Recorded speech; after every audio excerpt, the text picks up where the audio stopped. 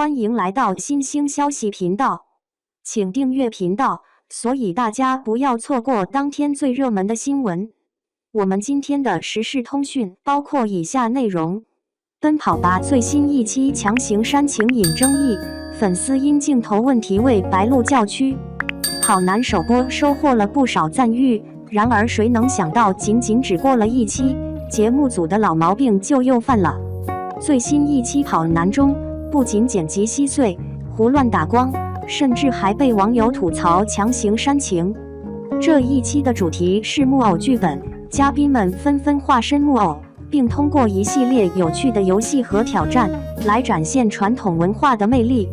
对于这样的主题，还是很吸引人的。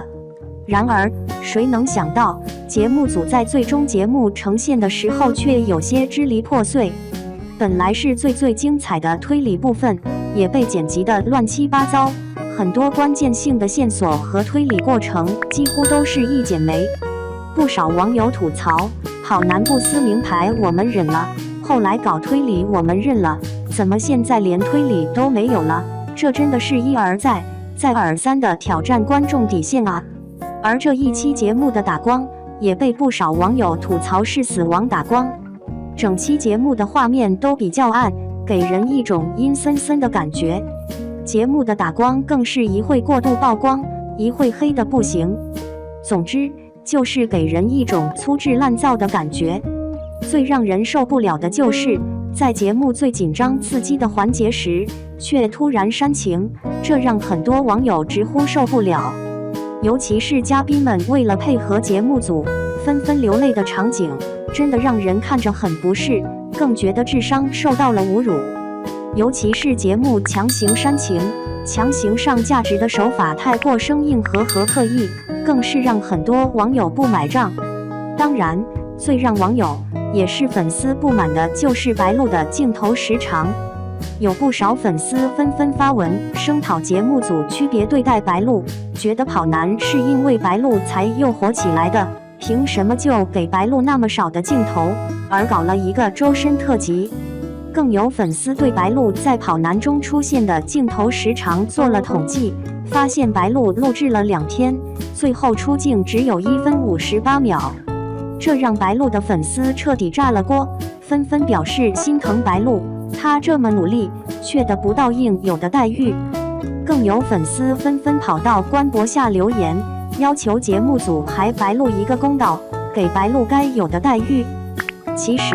这不是白鹿粉丝第一次因为白鹿在跑男中镜头时长问题声讨节目组了。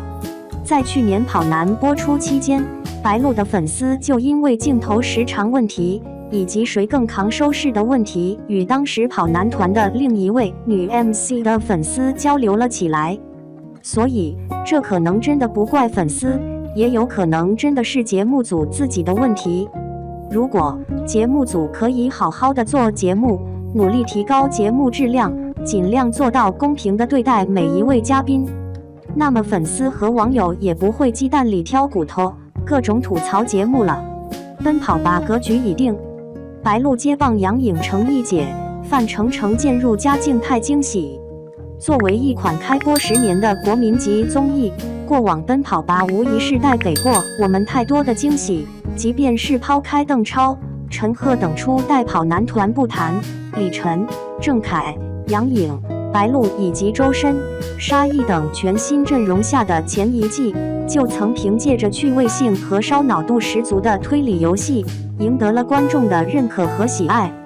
但已经更新到总第3期的《奔跑吧12》在开播后所呈现出来的内容，却是有些差强人意。如果说前面各种商战元素、嘉宾们斗智斗勇还算精彩的话，第3期中的木偶篇章里略显混乱的剪辑，以及整体的游戏缺乏竞争性和趣味性，也是成为各方口诛笔伐的焦点。不少观众更是直言追不下去了。不过，虽然《奔跑吧12》在游戏和剪辑方面不如过往优秀，但在杨颖因为争议退出常驻后，在已播出的3期里，从各位嘉宾的镜头、游戏参与度以及个人表现而言，整个常驻 MC 的格局却是已经有种大势已定的感觉。其中李晨和郑恺两位仅剩的元老，在节目中的定位无疑是非常清晰的。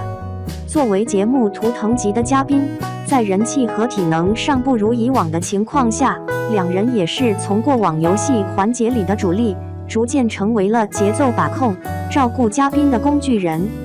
虽然听起来有些心酸，但不得不承认，李晨和郑恺更多只是奔跑吧精神层面的旗帜了。再者就是白鹿，毫无疑问，以目前节目中的镜头侧重以及个人受宠程度而言，白鹿已然是从杨颖手上接过了跑男一姐的位置。就拿最新一期的木偶篇章来说，拿到卧底身份的白鹿，就在节目组的照顾之下，一路顺风顺水，和范丞丞联手颇有种 carry 全场的感觉。要知道，过往这个角色都是杨颖的专属。白鹿能先从杨颖手上拿到节目金主的代言，再接过杨颖在节目中的定位和人设，白鹿不是新一姐，谁还能是呢？还有则是范丞丞，在第11季中，范丞丞的镜头就是所有嘉宾最多的几位之一，也因为其没有啥偶像包袱，以及超强的综艺感，加上节目外越发高涨的人气，范丞丞也是毫无疑问地成为了节目的新宠儿。事实上，从每一期的分组情况，我们就已经能看出节目力推的对象了。毕竟从先导片开始，白鹿和范丞丞就一直被捆绑在一起，两人不论在游戏环节的参与度，又或者是剪辑过后的镜头数量，无疑都是常驻嘉宾中最多的。在郑恺、李晨逐渐沦为绿叶，杨颖又无法回归下，两人成为节目新的流量和招牌，或已是必然的事情了。当然了，除了以上4位外，周深和回归的宋雨琦也是连续2期组队，两人在节目中的定位也是非常的明确。在树立自己略微弱势的人设后，两人在各种游戏的参与感也算是中游，能在一些特定的环节中为节目组贡献一定的看点和笑点。就比如最新一期里，最后强行给周深来了一个煽情，也是足以看出节目组对其的偏爱度了。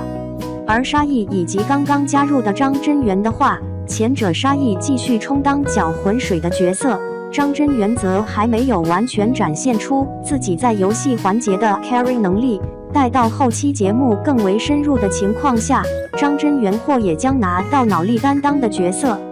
毫无疑问，就目前的阵容格局来说，奔跑吧想要力捧白鹿、范丞丞的动机是非常明显的。在杨颖无法回归，节目缺少了大量热度和关注度的情况下，这两人也的确是最好的顶替者。相信在诸如周深、张真源、宋雨琦等人状态越来越好，奔跑吧12的收视和热度或也会再创新高吧。跑男作为为数不多的深受观众喜爱的竞技类节目，希望他能不忘初心，越做越好。